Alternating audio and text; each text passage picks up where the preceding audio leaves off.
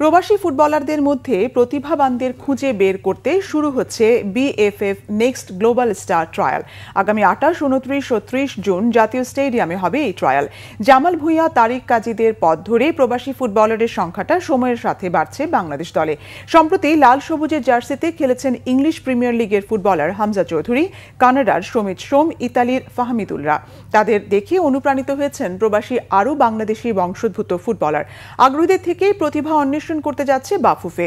ঢাকা জাতীয় স্টেডিয়ামে 28 জুন থেকে 3 দিনের ট্রায়ালে অংশ নিচ্ছে 14টি দেশের 52 প্রবাসী ফুটবলার।